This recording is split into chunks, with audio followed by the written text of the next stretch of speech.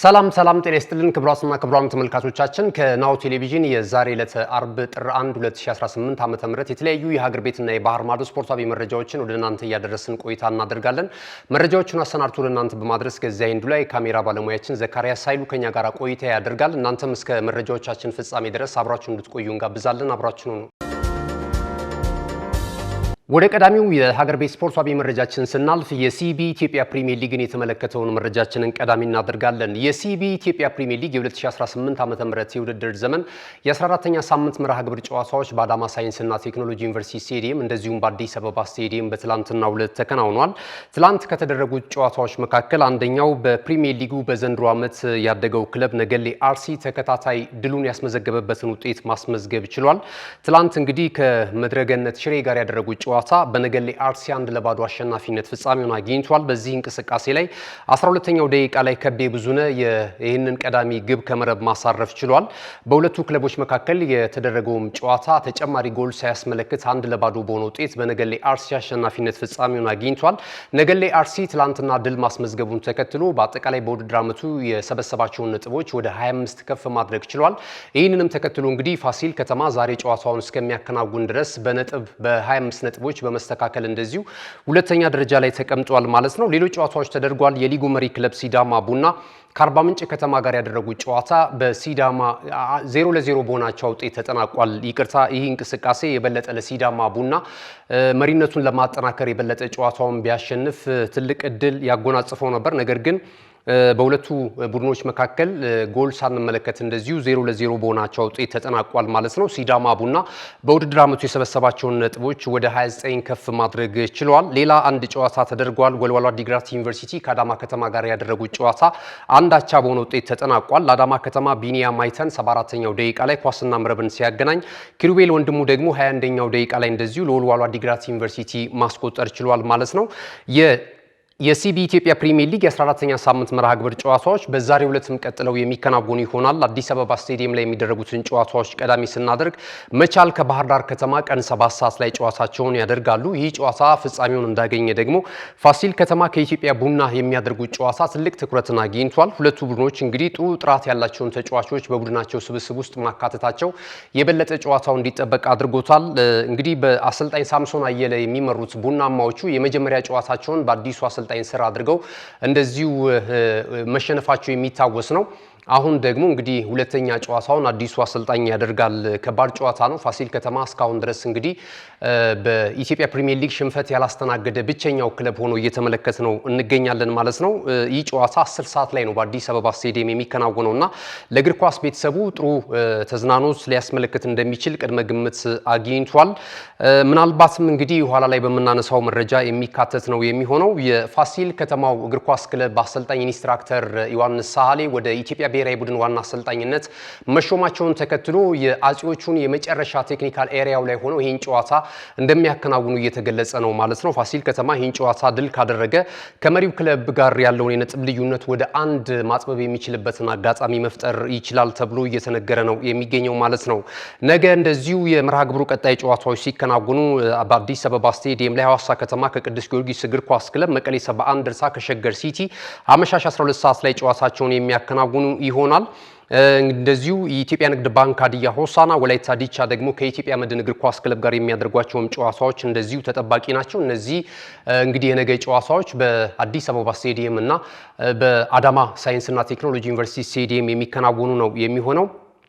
የሊጉን የደረጃ ሰንጠረዥ 29 ነጥቦች መሰብሰብ የቻለው ሲዳማ ቡና እግር ኳስ ክለብ በቀዳሚነት ይመራል። አዲስ አዳጊው ክለብ ነገሌ አርሲ 25 እንደዚሁም ተመሳሳይ 25 ነጥብ ያለው ፋሲል ከተማ ሁለተኛና ሶስተኛ ደረጃ ላይ በግብ ክፍያ ተበላልጠው ተቀምጠዋል ማለት ነው።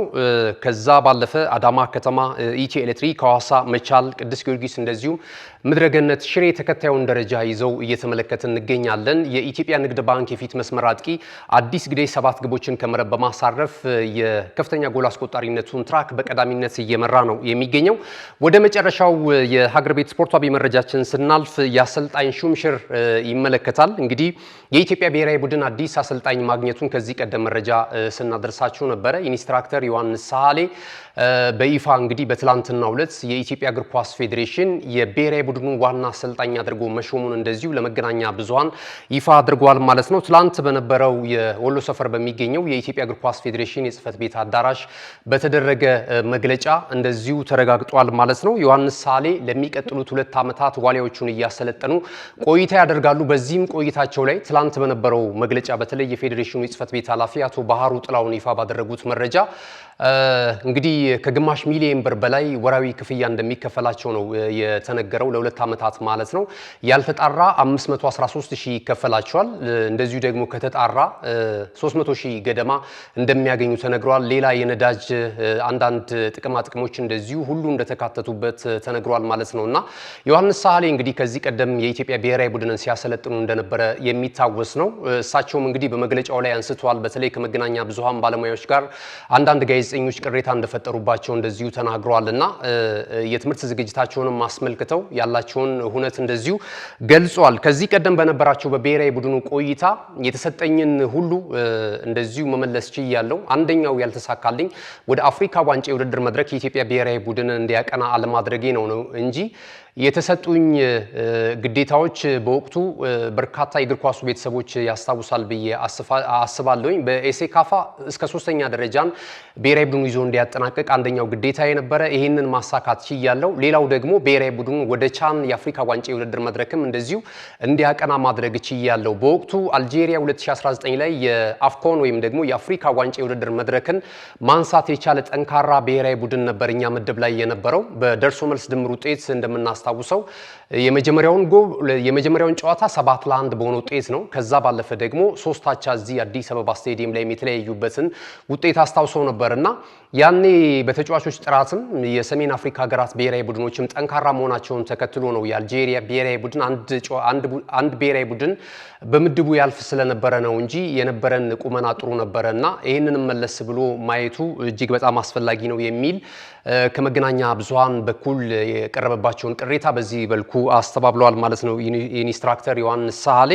ከዛ ባለፈ ግን 2028 ለአፍሪካ ዋንጫ የውድድር መድረክ በተለይ የኢስት አፍሪካ ሀገራቶች በጣምራ የሚያስተናግዱት ነው። ይህ የአፍሪካ ዋንጫ የውድድር መድረክ ጎረቤት ሀገራቶች ኬንያ፣ ዩጋንዳ እና እንደዚሁ ታንዛኒያ በጣምራ በሚያስተናግዱት የአፍሪካ ዋንጫ የውድድር መድረክ ላይ የኢትዮጵያ ብሔራዊ ቡድን እንዲያልፍ የማድረግ ግዴታ ተሰጥቷቸዋል። ይህንን ግዴታ መወጣት አለባቸው የሚል እንደዚሁ በጽህፈት ቤት ኃላፊው አቶ ባህሩ ጥላሁን እንደዚሁ ተንጸባርቆ እንደነበረ እናስታውሳለንና እነዚህ ጉዳዮች ተቀምጧል። በቀጣይ እንግዲህ እግር ኳስ መሬት ላይ የሚታይ ሀቅ ነው፣ የሚዳሰስ የሚጨበጥ ነውና የእግር ኳሱም ቤተሰብ በዚህ ልክ የሰጣቸውን ኃላፊነት ሜዳ ላይ እንዲያሳዩት ይፈልጋልና እነዚህን ጉዳዮች በምን አይነት ሁኔታ ሊወጧቸው ይችላሉ በቀጣይ የምንመለከተው ይሆናል። ክቡራትና ክቡራን ተመልካቾቻችን የሀገር ቤት ስፖርታዊ መረጃዎቻችን ይህንን ይመስሉ ነበር። ስንመለስ በቀጥታ ወደ ባህር ማዶ ስፖርታዊ ጉዳዮቻችን ነው የምናቀናው።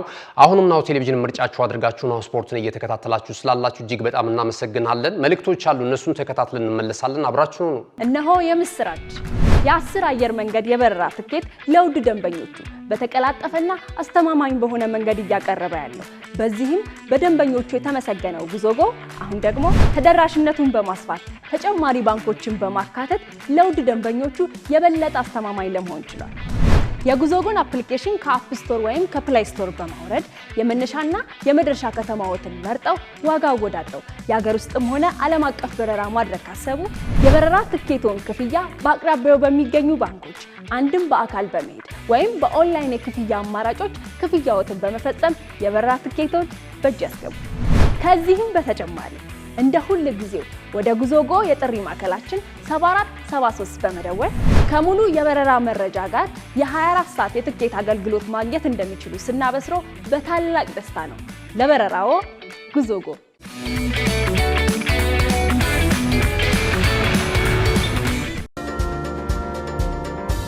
ተመልሰናል። ይህ ናሁ ቴሌቪዥን ነው። ናሁ ስፖርትን የዕለተ አርብ የመረጃ ሰዓታችንን በመከታተል ላይ ትገኛላችሁ። ክቡራትና ክቡራን ተመልካቾቻችን ቀደም ሲል የሀገር ቤት ስፖርታዊ መረጃን ወደ እናንተ አድርሰናል። ከዚህ ሰዓት ጀምረን ከባህር ማዶ የተለያዩ የወሬ ምንጮች ያገኘናቸውን መረጃዎች ወደ እናንተ እያደረስን ቆይታ የምናደርግ ነው የሚሆነው። የአፍሪካ ዋንጫ የውድድር መድረክን የተመለከተውን መረጃ ቀዳሚ እናደርጋለን። ወሳኝ ምዕራፍ ላይ የደረሰው 35ኛው የአፍሪካ ዋንጫ የውድድር መድረክ በሰሜን አፍሪካዊቱ ሀገር ሞሮኮ አስተናጋጅነት እየተከናወነ ነው የሚገኘው። የኳርተር ፋይናል ጨዋታ ዛሬና ነገ ምሽት የሚከናወኑ ነው የሚሆነው። ዛሬ ምሽት የሚደረገው ምሽት 1 ሰዓት ላይ ጨዋታ በማሊና በሴኔጋል ብሔራዊ ቡድን መካከል ይከናወናል። ሁለቱን የምዕራብ አፍሪካ ሀገራቶች እርስ በርስ የሚያገናኙ ጨዋታ ትልቅ ትኩረትን አግኝቷል። ሴኔጋል ጎረቤት ሀገር ሱዳንን 3-1 በሆነ ውጤት በጥሎ ማለፍ 16 እንደዚሁ አሸንፋ ወደዚህኛው ወደ ሩብ ፍጻሜ ማለፏ የሚታወስ ነው። ከዛ ባለፈ ደግሞ እንደዚሁ ማሊ ቱኒዚያን ያውን በቀይ ካርድ ተጫዋች ወጥቶባት ረጅም ሰዓት በጎዶሎ ልጅ ጨዋታውን አድርጋ በመለያ ምት ነው 3-2 በሆነ ውጤት በማሸነፍ ወደ ሩብ ፍጻሜው ፍልሚያ ማለፍ የቻለችውና የማሊና የሴኔጋል ብሔራዊ ቡድን ጨዋታ ትልቅ ትኩረትን ስቧል። ዛሬ ምሽት 1 ሰዓት ላይ የሚከናወን ነው የሚሆነው። ይህ ጨዋታ ፍጻሜውን እንዳገኘ እንደዚሁ 4 ሰዓት ላይ የሚደረግ ጨዋታ አለ። ምዕራብ አፍሪካዊቱ ሀገር ካሜሮን እንደዚሁ ከፕሮግራሙ ወይም ደግሞ ከውድድር መድረኩ አዘጋጅ ሀገር ሞሮኮ ጋር የሚያደርጉ ጨዋታ ትልቅ ትኩረትን ስቧል። ምክንያቱም ሞሮኮ እንግዲህ ያለፉትን 21 ጨዋታዎች ሳትሸነፍ እየገሰገሰች ይህንን የዓለም ሪከርድ ይዛለች። በብሔራዊ ቡድን ደረጃ ይህንን ያህል ጨዋታ ሳይሸነፍ የተጓዘ ብሔራዊ ቡድን የለምና ይህንን ክብር ለማስጠበቅ እንደዚሁም ወደ ሰሚፋይናሉ ለማለፍ ከባድ ፉክክር ያደርጋሉ ተብሎ ይጠበቃል። የካሜሮን ብሔራዊ ቡድን ትልልቅ በአውሮፓ ታላላቅ ሊጎች ላይ የሚጫወቱ ተጫዋቾችን ይዘዋል። የነ ማንቸስተር ዩናይትዱን ብሪያን ምቤሞን ማንሳት እንችላለን። ከዛ ባለፈም ትልልቅ ተጫዋቾች በዚህ ቡድን ስብስብ ውስጥ መኖራቸው የበለጠ ጨዋታው እንዲጠበቅ ያደርገዋል። እንግዲህ የካሜሮን እግር ኳስ ፌዴሬሽን የቀድሞ የባርሴሎና በተለያዩ በቼልሲ በኢንተር ሚላን የምናውቀው ሳሙኤል ኤቶ ነው በፕሬዝዳንትነት እየመራ የሚገኘውና ይሄ እንግዲህ የቀድሞ የካሜሮን የዓለም የእግር ኳስ ጀግናው በስቴዲየም ተገኝቶ ብሔራዊ ቡድኑን እያበረታታ ነው የሚገኘው። እየተመለከትነው ነበረ። በተለይ በጥሩ ማለፍ 16ቱ ተጋጣሚያቸውን ባሸነፉበት እንቅስቃሴ እንደዚሁ ደስታውን ሲገልጽ ተመልክተነዋል። ይሄ ጨዋታም እንግዲህ ዛሬ ምሽት ይጠበቃል ማለት ነው። ደቡብ አፍሪካን 2-1 በሆነ ውጤት አሸንፈው ነበር ወደዚህኛው ወደ ሩብ ፍጻሜ ያለፉት ካሜሮኖች። እንደዚሁም ሞሮኮ ደግሞ ጎረቤት ሀገር ታንዛኒያን 1-0 በሆነ ውጤት በማሸነፍ ነበር። በዚህ ጨዋታ ላይ የሞሮኮ ብሔራዊ ቡድን ተተችቶ ነበር። 1-0 በሆነ ውጤት በታንዛኒያ ብሔራዊ ቡድን እንዴት ይፈተናል የሚሉ እንደዚሁ አስተያየቶች ሲቀርቡ ነበር። ዛሬ እንግዲህ ይህንን ጥንካሬውን የበለጠ ለማጉላት ወሳኝ ጨዋታቸውን የሚያከናውኑ ነው የሚሆነው። ነገ አልጄሪያ ከናይጄሪያ እንደዚሁም ኢጂፕት ከአይቬሪ ኮስት የሚያደርጓቸው ጨዋታዎች ምሽት 1 ሰዓትና 4 ሰዓት ላይ የመጨረሻ የሩብ ፍጻሜ ጨዋታዎች የሚሆነውና በአዘጋጇ ሀገር የሞሮኮ አስተናጋጅነት በጥሩ ሁኔታ እየተከናወነ የሚገኘው እንግዲህ አፍኮን $10 ሚሊዮን ለማፈስ ነው። ከዚህ ቀደም በነበሩት የሽልማት ሂደቶች ከዚህ በታች አነስተኛ ነበሩ። አሁን ግን ተሻሽሎ እንግዲህ ካፍ ይህንን የሽልማት ፓኬጅ የበለጠ ከፍ አድርጎት መጥቷል። አንደኛ ደረጃን ይዞ የሚያጠናቅቀው ብሔራዊ ቡድን ወደ $10 ሚሊዮን እንደሚያገኝ እንደዚሁ ተገልጿል ማለት ነው። ወደ ሌሎች መረጃዎቻችን ስናልፍ በቀጥታ ወደ አውሮፓ እናቀናለን። የ21ኛ ሳምንት የተወዳጁ የእንግሊዝ ፕሪሚየር ሊግ የ2025-26 የውድድር ዘመን የ21ኛ ሳምንት መርሃ ግብር ተጠባቂ የመጨረሻ ጨዋታ ትላንትና በኤሚሬትስ ስቴዲየም እንደዚሁ ተከናውኗል። በሊጉ መሪ ክለብ አርሰናል እና በመርሲሳይዱ ክለብ ሊቨርፑል መካከል የተደረገው ጨዋታ ግብ ሳያስመለክት 0-0 በሆነ አቻ ውጤት ተጠናቋል። የመጀመሪያው ፈርስት ሃፍ እንግዲህ በመድፈኞቹ የበላይነት ነበር የተጠናቀቀው። የተለያዩ ሙከራዎችን ማድረግ ችሏል። በአጠቃላይ በስቴዲየሙ የነበረው ድባብም በጣም አስገራሚ ነበር። ምክንያቱም በመጀመሪያው ጨዋታ እንግዲህ አንፊልድ ሮድ ላይ አርሰናል 1-0 በሆነ ውጤት ተሸንፎ ነበረ። ዶሚኒክ ሱቦዝላይ ባስቆጠራት የቅጣት ምት ግብ ማለት ነውና በርካቶች እንግዲህ በተለይ የአርሰናል ደጋፊዎች ይህንን ጨዋታ ለበቀል እንደሚጠቀሙት መሪነታቸውን ማጠናክረው ሊቀጥሉ የሚችሉበት እንደዚሁ ጉጉት አድሮባቸው ነበርና ትላንት ምሽት በነበረው ጨዋታ ላይ ግብ ለማስቆጠር መድፈኞቹ የበለጠ ጥረት አድርገው ነበር። በመጀመሪያው ግማሽ 45 ላይ ማለት ነውና ሁለተኛው ግማሽ 45 ላይ ግን የበላይነቱን ተቆጣጥረው የተመለከትናቸው ቀዮቹ ሊቨርፑሎች ናቸው። አሰልጣኝ አርነ ስሎት እንግዲህ ከባድ አጣብቂኝ ውስጥ እንዳሉ ይታወቃል። ከውጤት ቀውስ ጋር በተያያዘ በእርግጥ ያለፉትን ጊዜያቶች ባቻ ውጤት ጨዋታቸውን ሲያጠናቅቁ እንደነበር የሚታወስ ነው። አርሰናል ይህን ጨዋታ ከማድረጉ አስቀድሞ እንግዲህ 5 ተከታታይ የሊግ ጨዋታዎችን ማሸነፍ የቻለበትን ሂደት ተመልክተናል። በአስተን ቪላ የመጀመሪያውን ጨዋታ ከተሸነፈ በኋላ እንዳለ ጨዋታዎችን አከናውኖ መልሶም ደግሞ በመልሱ ጨዋታ አስተን ቪላን አሸንፎ 5 ጨዋታዎችን በድል ከተጓዘ በኋላ ትላንትና 6ኛ ተከታታይ ድሉን ያስመዘግባል ተብሎ ቢጠበቅም ባቻ ውጤት ጨዋታውን አጠናቋል ማለት ነው። የበለጠ ደግሞ ከትላንትና በስቲያ ምሽት የተደረጉት የአስተን ቪላ ነጥብ መጣል እንደዚሁም ደግሞ የማንቸስተር ሲቲም ነጥብ መጣል የበለጠ ለመድፈኞቹ አቅም ሆኗቸው መሪነታቸውን ያጠናክሩበታል ተብሎ ቢገመትም ትላንትና ግን መድፈኞቹ ይህንን አጋጣሚ ሳይጠቀሙበት እንደዚሁ አልፏል ማለት ነው። 0-0 በሆናቸው ውጤት ነው የተጠናቀቀው። የበለጠ ትላንት እንግዲህ አርሰናል ድል ቢያሳካ የነጥብ ልዩነቱን ወደ 8 ማስፋት የሚችልበት እድል ነበረውና ይህንን አላሳካም። አሁንም ከዚህ በኋላ በ6 የነጥብ ልዩነት እንደዚሁ የሊጉ የደረጃ ሰንጠረዥ የሚቀጥል ነው የሚሆነው። ትላንት ግን በአጠቃላይ የሁለተኛውን ግማሽ 45 ከተመለከትን ሙከራዎችን ካየን እንግዲህ ወደ ግብ የተሞከሩትን ሙከራዎች አርሰናል 8 ሙከራዎችን ሞክሯል። እንደዚሁም ደግሞ ሊቨርፑል 7 ሙከራዎችን ሞክሯል። እነዚህ ኢላማቸውን ያልጠበቁ ሙከራዎች ናቸው። ኢላማ የጠበቁትን ሙከራዎች ስንመለከት አርሰናል የተሻለ ነው። 4 ሙከራዎችን ማድረግ ችሏል። እንደዚሁም ደግሞ እንግዳው ክለብ ደግሞ ሊቨርፑል ምንም ኢላማውን የጠበቀ ሙከራ እንዳላደረገ ተመልክተናል ማለት ነው። በኳስ ቁጥጥሩ እንግዲህ 53% የሚሆነውን ፐርሰንት መያዝ የቻለው በአጠቃላይ በሁለቱም ድምር ተሰርቶ ማለት ነው። የመጀመሪያው ሀፍ እና ሁለተኛው ሀፍ ላይ የሊቨርፑል 53% እንደዚሁ ጥሩ የተሻለ የኳስ ቁጥጥር እንደነበረው ተመልክተናል። 47% ደግሞ አርሰናል ነበረ ማለት ይቻላል እና ትላንት እንግዲህ ከሞላ ጎደል እንደዚህ አይነት እንቅስቃሴዎችን አይተናል። በጨዋታው እንቅስቃሴ ላይ ኮነር ብራድሊ ጉዳት ደርሶበት ነበር። በተለይ ሰዓት ለመግደል ነው በሚል ግን የጉዳቱን መጠን ሳይረዳ ገብርኤል ማርቲኔሊ ከሜዳ ጎትቶ ሊያወጣው ሲታገል ነበርና ይሄ ምናልባት በሊቨርፑል ደጋፊዎችም እንደዚሁም በኮቺንግ ስታፍ አባላቶች ትንሽ ቅሬታን ፈጥሮ ነበርና በኋላ ላይ ጨዋታው ከተጠናቀቀ በኋላ የቀዮቹ አለቃ አርነ ስሎት ቅሬታ ነበራቸውና ነገር ግን እንደማቀው ገብርኤል ማርቲኔሊ ጨዋ እንደሆነ አስባለሁኝ። የደረሰበት ጉዳትን መጠን ስላላወቀ ወይም ደግሞ ለማሸነፍ ካለው ጉጉት የተነሳ ነው ብዬ ነው የምወስደው የሚል አስተያየት ሰጥቷል። አሰልጣኝ ሚኬል አርቴታም ይህንን በተመለከተ ገብርኤል ማርቲኔሊ እንደሚያደርግ ሰው አይደለም፣ ነገር ግን ተጫዋቹ ያን ያህል የተጎዳ ስላልመሰለው ነው ከሜዳ ጎትቶ ለማውጣት ጥረት ያደረገው የሚል ይቅርታ እንጠይቃለን የሚልም እንደዚሁ አስተያየት ሰጥቷል ማለት ነውና ትላንት በነበረው ጨዋታ በውጤቱ ደስተኛ መሆናቸውን አሰልጣኝ አርነ ስሎት ተናግሯል። እንደዚሁ ደግሞ ትላንት ማሸነፍ እንደነበረባቸው ሀሳባቸውን የገለጹት ደግሞ እንደዚሁ አሰልጣኝ ሚኬል አርቴታ ናቸው ማለት ነው። በጨዋታው ሂደት እንግዲህ የሊጉን የደረጃ ሰንጠረዥ አርሰናል በ49 ነጥቦች በቀዳሚነት ይመራል። ማንቸስተር ሲቲ እና አስተን ቪላ በጎል ክፍያ ተበላልጠው በኩል 43 ነጥቦች ሁለተኛና ሶስተኛ ደረጃ ላይ ተቀምጧል። ትላንት ከአርሰናል ጋር ነጥብ መጋራት የቻለው ሊቨርፑል 35 ነጥቦችን ይዞ አራተኛ ደረጃ ላይ ተቀምጧል ማለት ነው። ብሬንትፎርድ ሲቲ፣ ኒውካስል ዩናይትድ፣ ማንቸስተር ዩናይትድ እንደዚሁ ቼልሲ እያለ ይቀጥላል የደረጃ ሰንጠረዡ ማለት ነው። ኤርሊንግ ብራውት ሃላንድ ከማንቸስተር ሲቲ የከፍተኛ ጎል አስቆጣሪነቱን ትራክ እየመራ ይገኛል። እንደዚሁ ደግሞ ኢጎር ታያጎ የብሬንትፎርድ ሲቲ የፊት መስመር አጥቂ ብራዚላዊ ኢንተርናሽናል እንግዲህ በብራዚል ታሪክ በእንግሊዝ ፕሪሚየር ሊግ ላይ መጥተው ጨዋታ ካደረጉ ትልልቅ ተጫዋቾች መካከል በአንድ የውድድር ዓመት 16 ግቦችን ከመረብ በማሳረፍ እንደዚሁ ከትላንትና በስቲያ ያስቆጠራት ግብ ሪከርድ እንዲሰብር ማስቻሏ የሚታወስ ነው። አሁንም ገና ቀሪ የውድድር ዓመቱ ደግሞ 17 መርሃ ግብሮች ስለሚቀሩ በዛ ላይም ጎል ያስቆጥራል። የበለጠ ልዩነቱን ሊያሰፋው እንደሚችል እየተነገረ ነው የሚገኘው ማለት ነውና ይህንን ተመልክተናል። በእንግሊዝ ፕሪሚየር ሊግ ወደ ሌሎች የአውሮፓ ሀገራት ላይ የተከወኑ ሁነቶች ስናልፍ ደግሞ የስፔን ኮፓ ዴላሬ የስፔን ሱፐር ካፕ የግማሽ ፍጻሜ ጨዋታዎች ትላንትና በስቲያ እንደዚሁም ትላንት ምሽትም የተደረገ ጨዋታ ነበረ። ከዚህ በፊት የተደረገውን ጨዋታ እንደዚሁ በአትሌቲክ ቢልባኦ እና በባርሰሎና መካከል የተደረገው ጨዋታ በባርሰሎና 5-0 አሸናፊነት ተጠናቋል። ይህንንም ተከትሎ እንግዲህ ብሉግራ ብሉግራናዎቹ ወደ ዋንጫው ሽሚያ ማለፋቸውን አረጋግጠዋል ማለት ነው። ትላንት ምሽት ሌላኛው የግማሽ ፍጻሜ ጨዋታ ተደርጓል። በሪያል ማድሪድ እና በአትሌቲኮ ማድሪድ የተደረገው የደርቢ ጨዋታ እንደዚሁ በሪያል ማድሪድ 2-1 አሸናፊነት ተጠናቋል። ቫልቬርዴና ሮድሪጎ 55ኛውና 2ኛው ደቂቃ ላይ የሎስ ብላንኮቹን የአሸናፊነት ግቦች እንደዚሁ ከመረብ ማሳረፍ ችለዋል።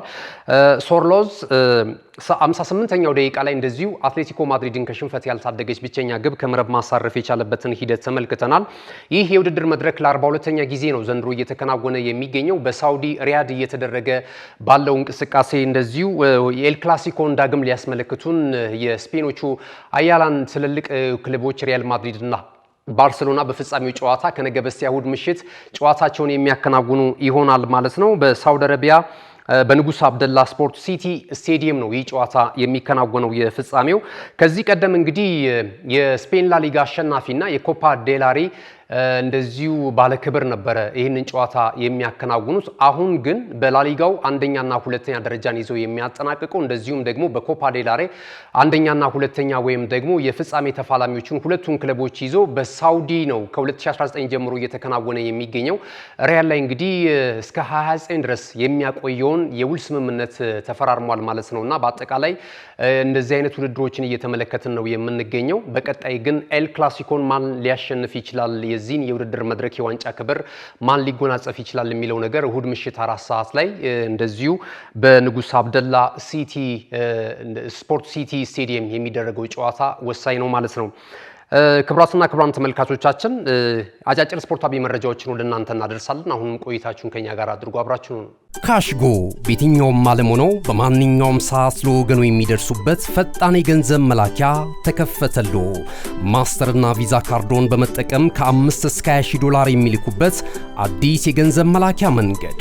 ካሽጎን ለየት የሚያደርገው የትኛውም የገንዘብ ዝውውር በፍጥነት አገልግሎት ከመስጠቱም ባሻገር ለማንኛውም አገልግሎት ምንም አይነት ክፍያ አለመጠየቁ ነው። በሀገራችን ታሪክ ገንዘብን ከውጪ ወደ ሀገር ቤት በማስተላለፍ በመተግበሪያ መልክ አገልግሎት መስጠት የጀመረው የመጀመሪያው ሀገር በቀል የገንዘብ መላኪያ ዘዴ ካሽጎ ከ4500 በላይ ባሉ የባንክ ቅርንጫፎች አገልግሎት እየሰጠ ይገኛል። ገንዘቦን በሰኮንዶች ልዩነት ውስጥ ይፈልጉ በአካውንቶ ወይንም በእጆ ቆጥረው የሚወስዱበት ልዩ ዘዴ። በቅርቡ ሁሉንም ኢትዮጵያዊ ባለቤት ለማድረግ ጉዞ የጀመረው ካሽጎ ዛሬውኑ መተግበሪያውን በስልኮ ላይ በመጫን የአገልግሎቱ ተጠቃሚ ሆኑ። ፍጥነት መለያችን፣ ኢትዮጵያን መክፈቻችን፣ ካሽጎ ነው መላኪያችን። ካሽጎ የአዲሱ ትውልድ ብራንድ። ክቡራትና ክቡራን ተመልካቾቻችን የመረጃ ሰዓታችን የመጨረሻው ምዕራፍ ላይ ደርሰናል። አጫጭር ስፖርታዊ መረጃዎችን ወደ እናንተ እናደርሳለን። የጥር የተጫዋቾች የዝውውር መስኮት ገበያ እየተከናወነ ነው የሚገኘው። የተለያዩ ተጫዋቾች ወደ የክለቦቻቸው እያመሩ ነው የሚገኙት። እንግዲህ አንቶኒ ሴሜኞ ጉዳይ ለበርካታ ጊዜያት ወደየትኛው ክለብ ሊያመራ ይችላል የሚሉ ጉዳዮች ሲወጡ ነበረ። እንግዲህ ያለፉትን ሳምንታት ይፋ እንደተደረገው ማንቸስተር ሲቲ የተጫዋቹ ባለንብረት ለመሆን ከጫፍ የደረሰበትን መረጃ ስናጋራችሁ ነበረ። አሁን ላይ እንግዲህ ክለቡ ኦፊሻሊ ይፋ አድርጓል ማለት ነው። ለሚቀጥሉት 5 ዓመታት በኢታድ ይቆያል። ይህ ተጫዋች በሳምንት 150,000 ፓውንድ እንደዚሁ እንደሚከፈለው ሳምንታዊ ደሞዝ ተነግሯል ማለት ነው። እንግዲህ የበርንማውዝ እግር ኳስ ክለብም ተጫዋቾችን እያበቃ ለተለያዩ ታላላቅ ክለቦች በመሸጥ ትርፋማ እየሆነና የፋይናንስ አቅሙን የበለጠ እያፈረጠመ ነው የሚገኘው የአሰልጣኝ አንዲ ራዮላው ቡድን ማለት ነው። ከዚህ ቀደም እንግዲህ የተለያዩ ተጫዋቾችን አሳልፎ በመስጠት ገንዘቦችን በመስራት ላይ ነው የሚገኘው። አንቶኒ ሴሜኞ ደግሞ አሁን የውሃ ሰማያዊውን ማሊያ ይለብሳል ማለት ነው። በቀጣይ ተጫዋቹ እንግዲህ በአሰልጣኝ ፔፕ ጋርዲዮላ ስር ምን አይነት ለውጥ ሊያመጣ ይችላል፣ በዘንድሮ ዓመት እንደዚሁ በጥር የተጫዋቾች የዝውውር መስኮት ግንባር ቀደም ሆኖ ኢታድ የደረሰ ተጫዋች ሆኗል ማለት ነው። 64 ሚሊዮን ፓውንድ ወጪ ተደርጎበታል ማለት ነው። ይህ ተጫዋች ወደ ማንቸስተር ሲቲ ለመቀላቀል በክረምቱ የተጫዋቾች የዝውውር መስኮት እንደዚሁ በጥር የተጫዋቾች የዝውውር መስኮት ላይ በልዩ ቅናሽ ነው በርንማውዝ ለ10 ቀናት ባወጣው ቅናሽ ዋጋ ማንቸስተር ሲቲዎች እንደዚሁ ይህንን ተጫዋች ማስፈረም የቻሉት። ሌሎች እንደነ ሊቨርፑል ሌሎችም ክለቦች ፍላጎት ቢያድርባቸውም ነገር ግን ደግሞ የተጫዋቹ መዳረሻና ውሳኔ ማንቸስተር ሲቲ መሆኑ ተረጋግጧል ማለት ነው። አርሰናልን የተመለከተውን መረጃ ደግሞ ወደ እናንተ ስናደርስ ብራያን ዲያዝን ከሪያል ማድሪድ የማስፈረም ፍላጎት እንዳለው እየተገለጸ ነው የሚገኘው። ይሄ ተጫዋች አሁን የራሱ ሀገር ሞሮኮ እያስተናገደችው በሚገኘው የአፍሪካ ዋንጫ የውድድር መድረክ ላይ እንደዚሁ እየተሳተፈ ነው የሚገኘው። ወደ ሌላ ሊግ የመሄድ ፍላጎት አለው ተብሏል እና እንግሊዝ መዳረሻው ከሆነ ደግሞ አርሰናል ይህንን ተጫዋች ከሚፈልጉ ክለቦች መካከል አንደኛው ሆኖ ስሙ በስፋት እየተያያዘ ይገኛል። ቀጣይ መዳረሻው ግን የት ሊሆን ይችላል የሚለው ነገር በጥር አሊያም በክረምት የተጫዋቾች የዝውውር መስኮት እልባት ሊያገኝ የሚችልበት እድል እንዳለ ነው እየተገለጸ የሚገኘው። በተለይ ታላላቆቹ የእንግሊዝ የመገናኛ ብዙሃን ይህንን ዘገባ እንደዚሁ ከአርሰናል ጋር የበለጠ ስሙን አያይዘውታል። የተጫዋች ወደዚህ ይመጣል ላይመጣም የሚለው ነገር እንግዲህ በቀጣዩ ቀናቶች የምንመለከተው ነው የሚሆነው ማለት ነው። ከዛ ባለፈ የማርክ ጌን ዝውውር ገበያም እንደዚሁ አርሰናሎች ስለመቀላቀላቸው እየተገለጸ ነው የሚገኘው። ከዚህ ቀደም ተጫዋቹ እንግዲህ በክረምቱ የተጫዋቾች የዝውውር መስኮት ላይ ቀዮቹ ሊቨርፑሎችን ለመቀላቀል ከጫፍ ደርሶ በአንዳንድ የወረቀት ስራ እንደተሰናከለበት የሚታወስ ነውና አሁን ላይ ግን ምናልባትም ወደ አርሰናል ደግሞ የዚህን ገበያ መቀላቀል የበለጠ የተጫዋቹን ዋጋና መዳረሻውን የት ይሆናል የሚለውን ነገር እንደዚሁ ውስብስብ እንዳደረገው እየተገለጸ ነው የሚገኘው። ከዛ ባለፈ ሌሎችም ክለቦች ይፈልጉታል። ቼልሲም እንደዚሁ፣ ማንቸስተር ሲቲም በተመሳሳይ እዚህ ዝውውር ላይ እንዳሉ፣ ሪያል ማድሪድም ጭምር እዚህ ዝውውር ሁነት ላይ እንዳሉ እየተገለጸ ነው የሚገኘው ማለት ነው። በቀጣይ ምን ይሆናል የሚለው ነገር የምንመለከት ነው የሚሆነው። ሌላ የፊት መስመር አጥቂ ማስፈረም ፍላጎት ያላቸው መድፈኞቹ አርሰናሎች የኬናን ኤልዲዝንም ጉዳይ ጎን ለጎን እየተመለከቱት እንዳሉ መረጃዎች እየጠቆሙ ይገኛሉ። ይህ ቱርካዊ ኢንተርናሽናል በአሮጊቷ ቤት ወይም ደግሞ በቱሪኑ ክለብ ዩቬንቱስ እየተጫወተ ይገኛል። በጣም ስኪልፉል የሆነ ተጫዋች እንደሆነ፣ ታለንትድ የሆነ ተጫዋች እንደሆኑ ትልልቁ የእግር ኳሱ ሊቃን እየመሰከሩለት ነው የሚገኘውና ቀጣይ መዳረሻው በዚህ በጥር የተጫዋቾች የዝውውር መስኮት ምናልባት የክለቡ ስፖርቲንግ ዳይሬክተር አንድሪያ ቤርሳ ይህንን ተጫዋች ለመድፈኞቹ ለማምጣት ብዙ ስራዎችን እየሰሩ ውስጡን እንዳለ እንግዲህ ታማኝ የሚባሉ ለክለቡ ቅርበት ያላቸው የመረጃ ምንጮች በመዘገብ ላይ ነው የሚገኙት።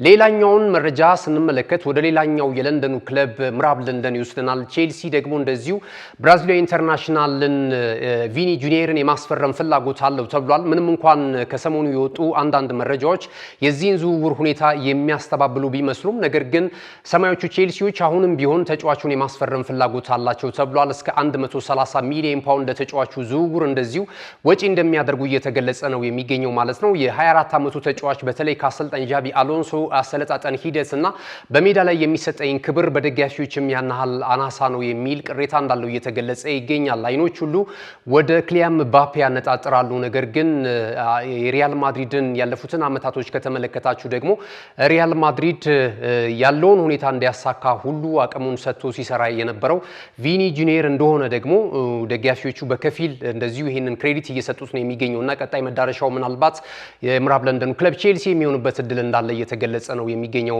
ማለት ነው። ማንቸስተር ዩናይትድ የተለያዩ የአማካኝ ስፍራ ተጫዋቾችን ለማስፈረም ፍላጎት እንዳለው እየተገለጸ ነው የሚገኘው።